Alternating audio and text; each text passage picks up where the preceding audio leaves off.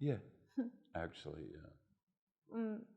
You mentioned a little bit how cinema was a distraction and how theater is cathartic. Is this how you see it in your career too? Do you prefer theater because of this cathartic quality that it brings?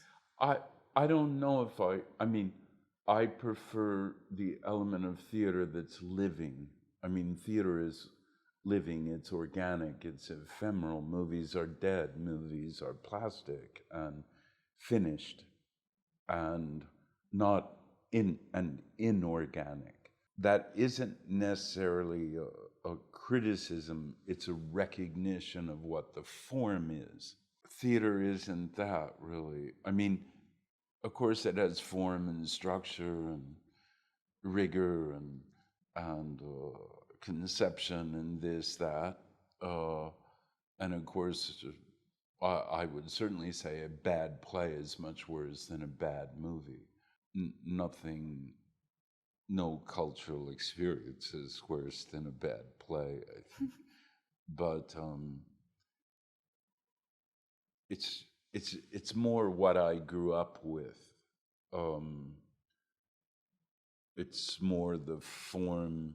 I mean, I compare it to if you're a musician and you play the piano, but you get known for playing the saxophone. I mean, it's still music.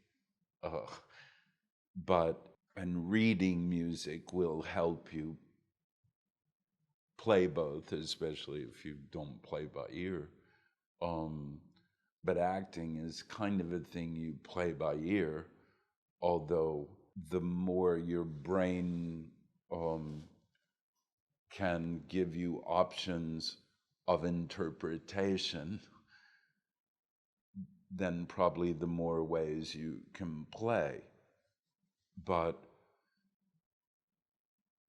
when I do this play, I've rehearsed it hundreds of times, even though we've only played, I think now it's 11 times, 12 times.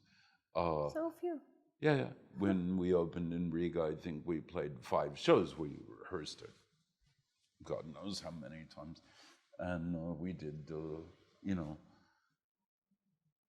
with Timothy, you're not under rehearse, let's say. But every time is different. A movie can't be like that. It's not that. So you can't develop something really. I mean, you can develop to that day only, but then it's done and you never go back. Theater, you go back constantly. And if this play is kind of a dreamscape, that dreamscape changes. Does it change you or do you change it? I don't know, but something like that. And movies just don't have that. There's not that option. There's not that capacity in the cinema. It's a finished thing.